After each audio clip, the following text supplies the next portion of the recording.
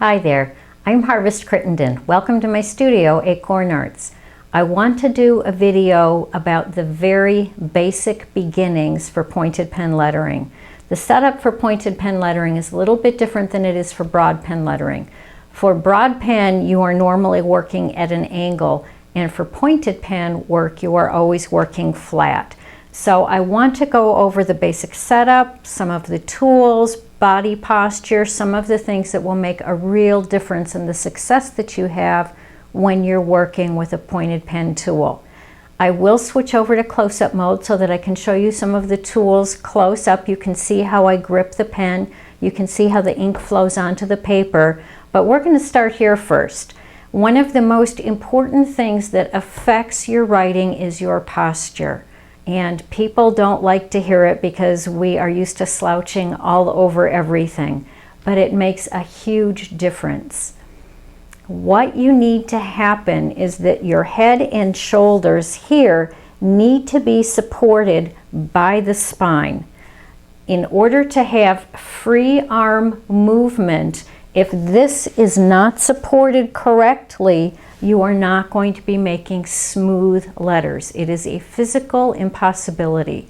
You need to have good posture to get that free flow that everybody just so desires to get into their lettering. So the proper height, now I am sitting up a little bit higher. I am 5'2", and so I'm up on a chair. I have a pneumatic chair in my studio that I can raise and lower. My drafting table is at a different height than my table. My computer station over here, it is a different height. So I am always needing to adjust. For this video, I am sitting up a little bit higher than what I would be if I were lettering, and I'll show you what the difference is. The proper height that you want to letter at is when your arm is completely straight here, and this is at a 90-degree angle. This here is the proper height for your table. Wherever the lower part of your arm is. If you're working at a table that's too high for you, your arms are going to be like this, and you're hunching up these muscles here.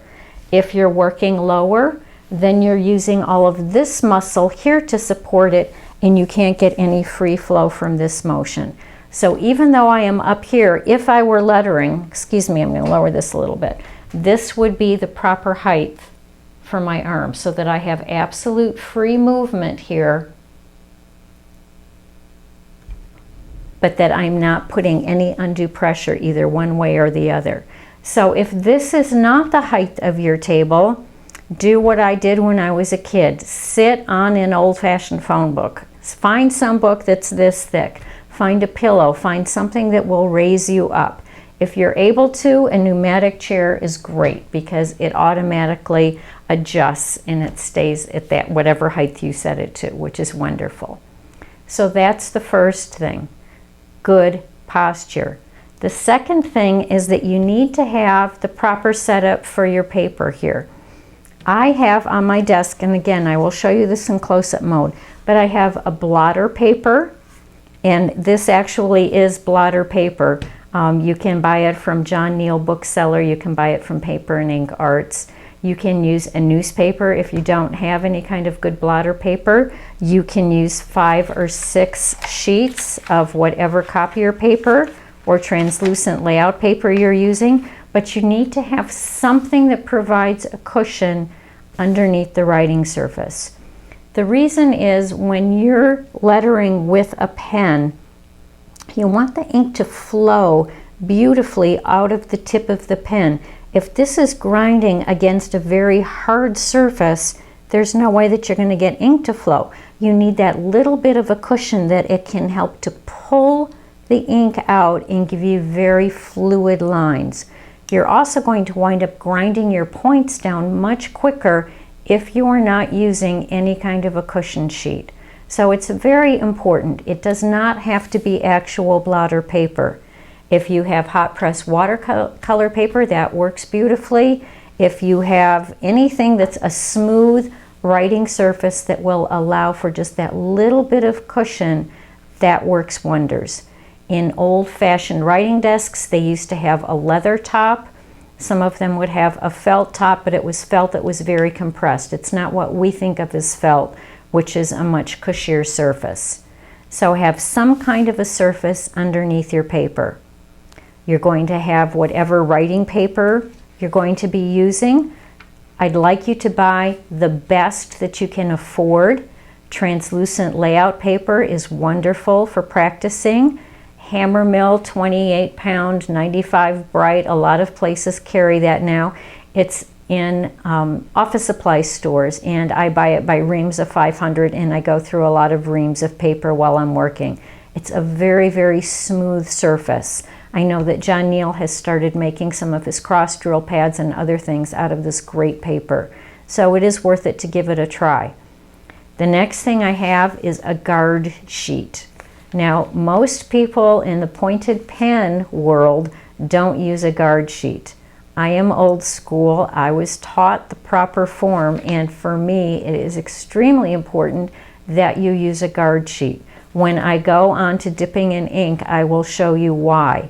One of the reasons is that our hands, no matter how clean they are, have natural oils in them. And if you are lettering with your hand on your paper and you're going for a while, that oil is going to transfer onto the paper surface itself. There will become little areas of resist. So as you're lettering along, you're going to find that the ink just pools out a little bit and separates in one or two little areas. It's very difficult to go back and match up those hairlines exactly. That resist is coming from the oil in your hands. So by using a guard sheet, getting in the habit of using a guard sheet, that problem is completely done away with. You don't have that. Now, I need to say, if you are doing offhand flourishing, where you are doing large birds, feathers, quills, any kind of decorations where you are constantly turning the paper, then it doesn't make sense to use a guard sheet. Go ahead and just turn the paper and do your best. But for most lettering, for everyday practice, I want you to use a guard sheet. Another thing that happens, especially with beginning students, is that you have just an absolute plant on your hand. There is so much pressure pushing downward because you are focusing so hard on getting these letters to come out of your pen that there's no way that your hand can glide smoothly across the paper. A guard sheet will help with that. One of the other little tricks that I was taught by one of the students is to use a playing card, just an ordinary playing card from any deck. These days they have a plastic coating on them. So if you put that on your guard sheet and your hand goes on top of the card, you're going to find it just absolutely glides so much more smoothly. It just increases the fluidity of your lettering, and until you build these muscles up that it can control and support the weight of your hand to where this is just as light as a feather as you're moving, this will really help. So if you need that, please feel free to use it. I am going to show you how to prepare a nib. I'm going to show you several different styles of pens that I have. I'm going to talk about some different inks and things that I use. I want to show you a couple of tools that I have in my studio that are always within arm's reach. One of them is these clear plastic rulers that have the 1/8 of an inch grid mark on them. Now in Europe, I don't know if you can buy them for metric measurements or not. These in the United States are pretty handy to have. The reason I like these is because it serves the purpose of a T-square. I can line things up both horizontally and vertically with these see-through lines. And I'll show you that in close-up mode. But these are really handy to have. One of the other things when you're first starting out is a protractor. Now, here in the United States, it's back to school time. So you can buy office supplies in big box stores quite readily.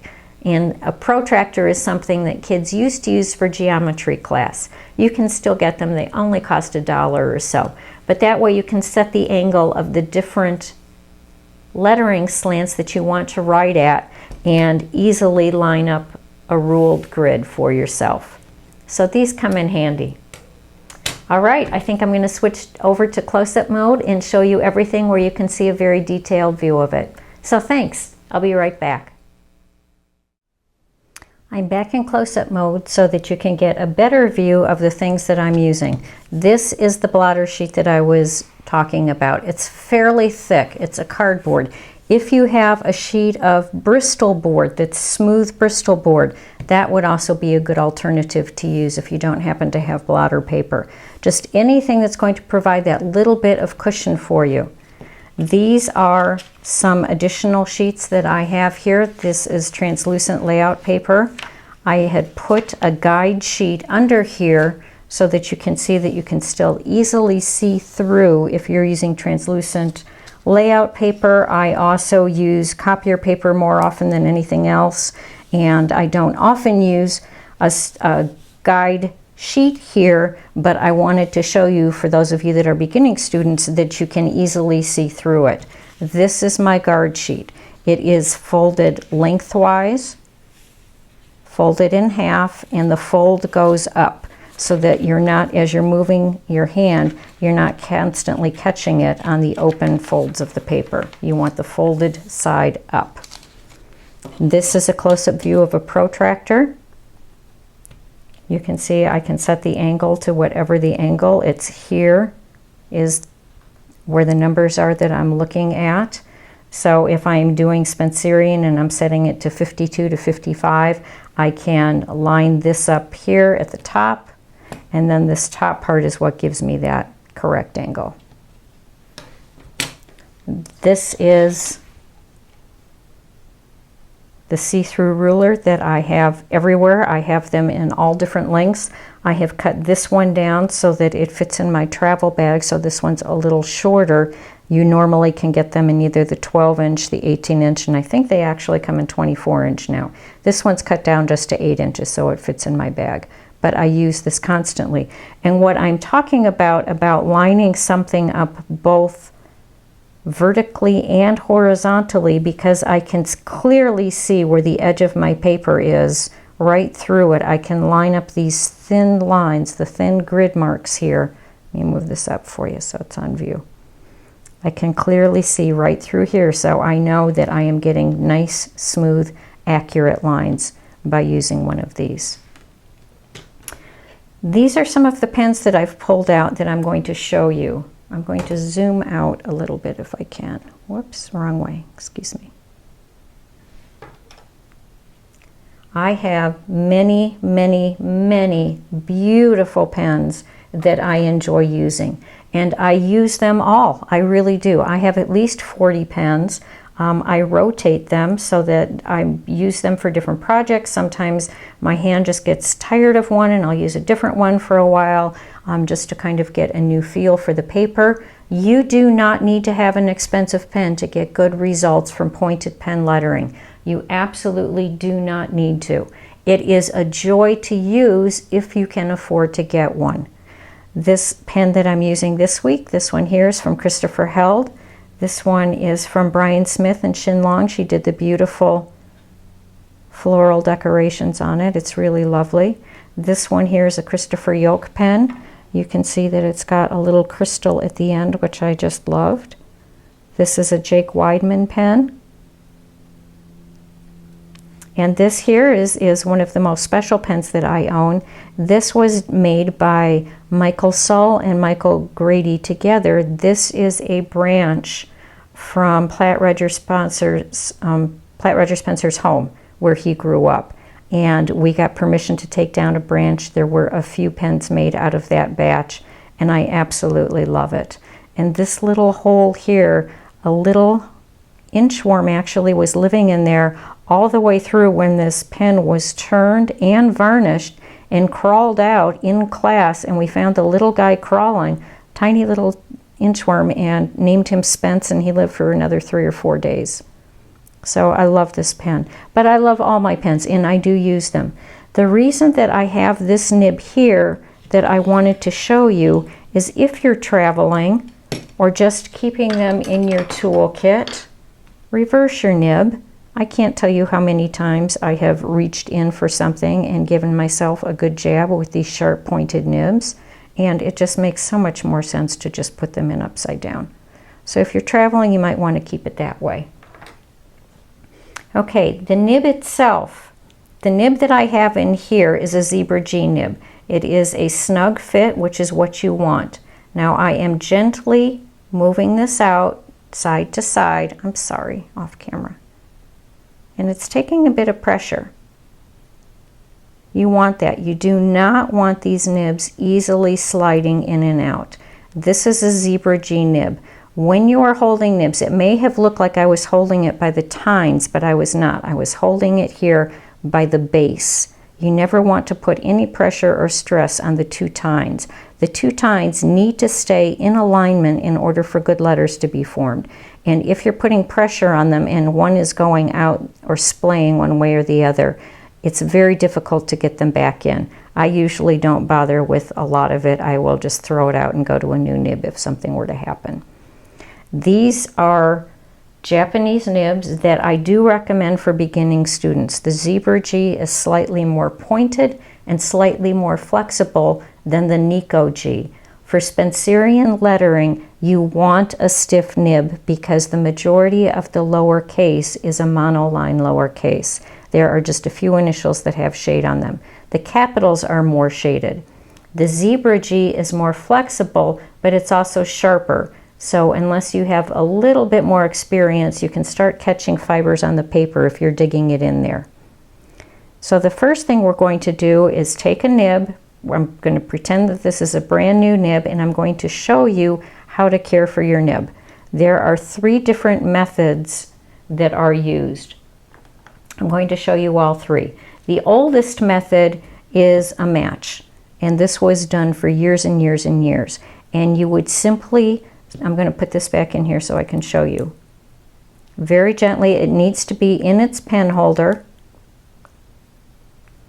And you would, if this were a flame, I would take it and just pass it through. 1 1,000, 2 1,000, 3 1,000. Don't do it any more than that, and you need to be in a slow and steady motion. We are not sitting here with the nib straight over a flame trying to cook it. It's just a slow process, very gentle, doesn't take more than 3 seconds, and then you're going to clean your nib and wipe it down. Nibs, when they are sold, frequently have a coating on them of some kind in order to protect the nibs from rusting and also from sticking together. And that coating needs to come off before ink is going to adhere to the nib. And I'll show you what that looks like. So once it's clean, I always have a small container, put it on its side there, of just Windex. So I will then dip it in, not up to here. I'm only worried about covering the eye here. This little part of your nib is called the eye. There's a small opening there. I just dip it in far enough, and when you clean it and pull it, you always want to pull it away from you. Never push a nib towards the tines. Now it looked like I had a little bit of green on here. I was using this to do some pointed pen work with a gouache, so it looks like I didn't get it completely cleaned after that use. So that's why you're seeing that little green show up there.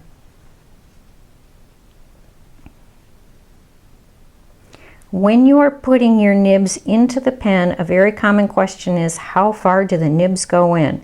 And if you haven't done it, people also don't necessarily understand that this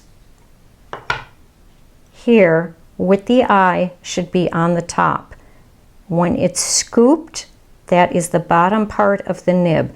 And I have seen people with straight pen holders and other things try and write with it upside down. This is the top portion of the nib. You want approximately the point of the nib to be over the center point of the pen. Now you don't need to measure it, and it does not need to be exact, but that is approximately where you want the tines of your nib to line up. I am still going to work this one in just back just slightly further. Now that was the first way to go ahead and clean a nib, would be by the oldest method, which is the flame method. Another method that I've had many students do is use toothpaste. They use just any kind of a tiny toothpaste. Toothpaste has a little bit of polishing grit in it to clean our teeth. It's very gentle. I have seen people put it on a Q-tip and then use it. I normally just use my fingers, and they give it just a good inside and out, but never, again, never pushing on the tines, always away from the tines. Once that's done, it also needs to be cleaned. Because I keep glass cleaner, it's always within arm's reach. I just use the glass cleaner to then remove any toothpaste. And lastly, the way that I do it the majority of the time, and I do this first, is that I just dip it in glass cleaner. That frequently is enough to take off whatever coating there is to get a clean nib. Now, if I do that and it doesn't work, I will go to one of the other methods, either the toothpaste or a match. But I usually start with just trying it with glass cleaner. This is nothing more than a generic brand of Windex, doesn't matter. And you can make your own. You can use simply water with, it needs to have either ammonia or vinegar in it to cut through both the oil and the pen and whatever ink you're going to be using. It doesn't hurt the nib. I wear out my nibs far quicker than anything ever, you know, eats at them or wears them out, pits them in any way, because I letter pretty much all the time. So that's how you clean it. Then the way that you can tell whether it's been cleaned, and I'm going to show you the different inks that I brought out. The best ink for pointed pen work is Iron Gall ink. Now, Old World and McCaffrey's are both Iron Gall inks.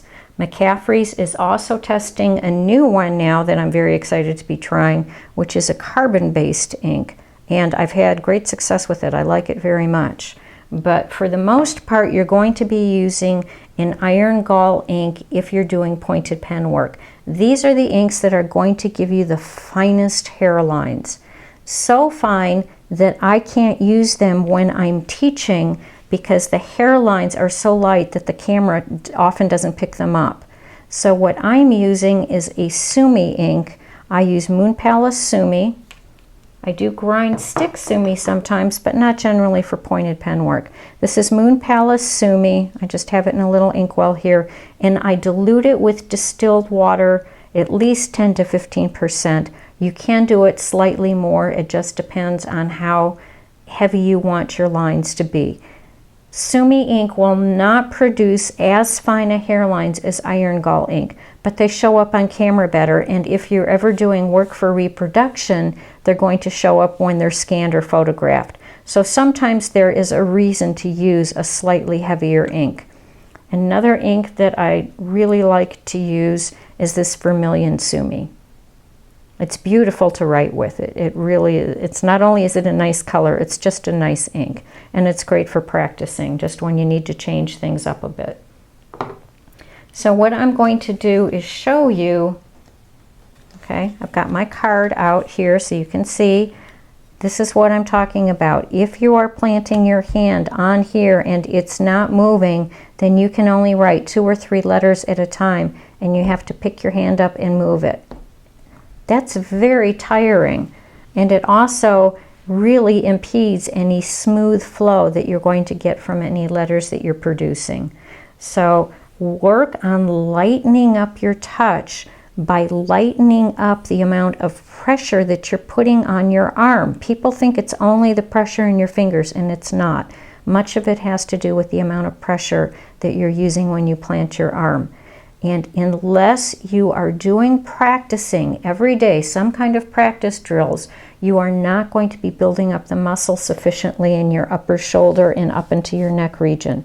So you really need, when you're a beginning student, to practice those drills, build up those muscles.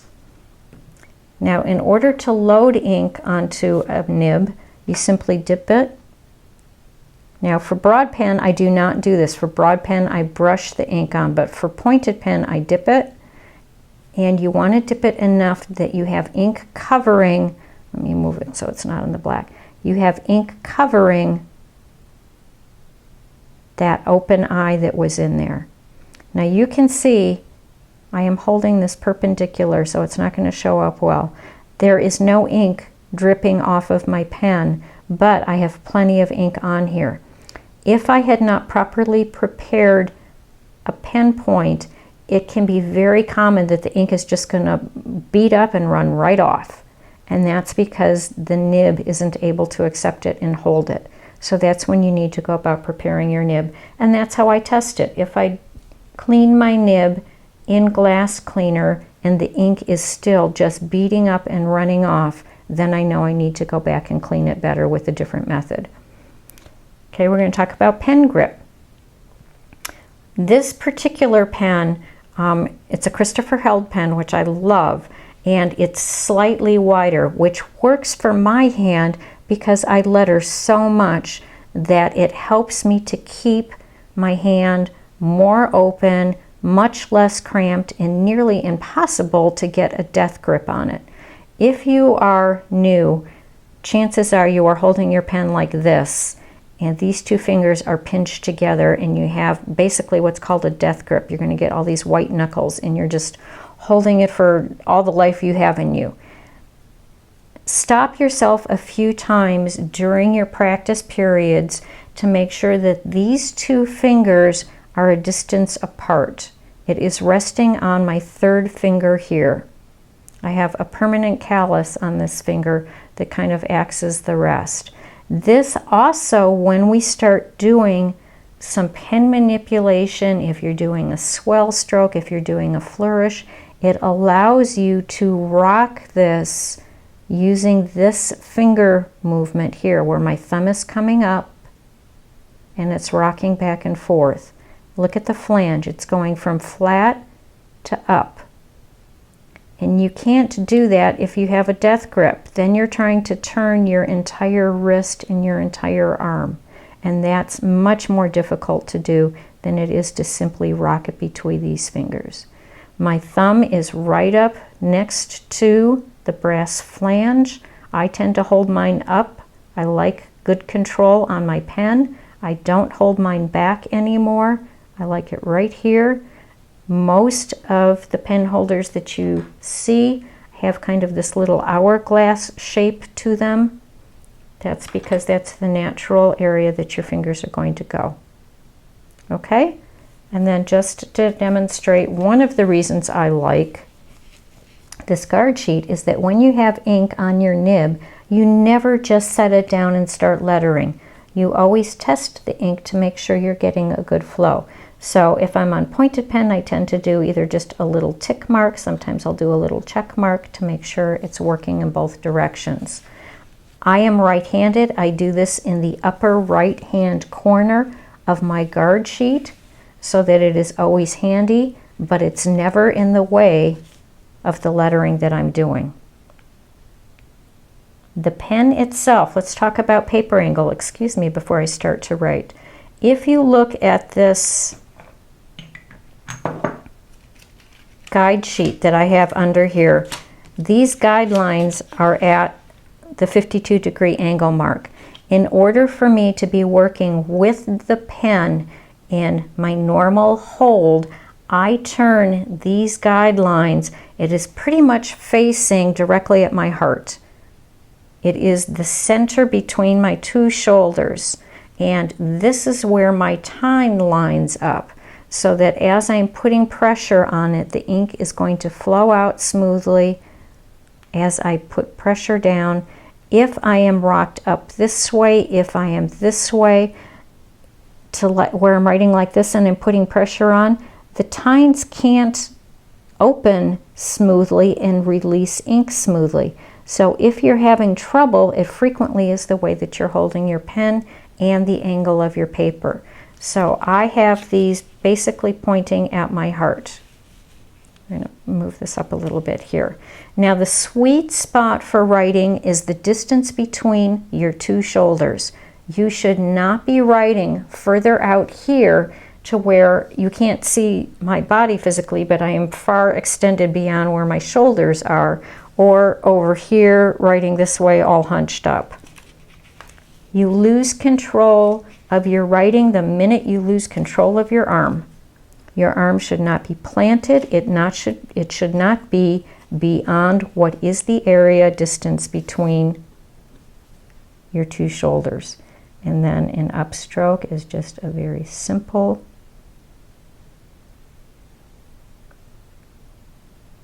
Now here I'm going to do it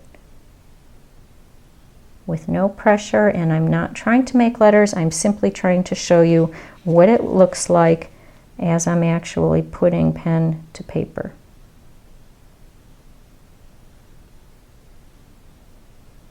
All right. Thanks so much. I hope this has been at least a little bit helpful to you. I know it can be scary when you're starting a new art, and it really helps to be able to look at things up closely. So I hope that you stick with it. I would really like to recommend to all the students out there watching this that you consider joining IAMPETH. It's IAMPETH. It is the International Association for Master Penmen, Engrossers, and Teachers of Handwriting.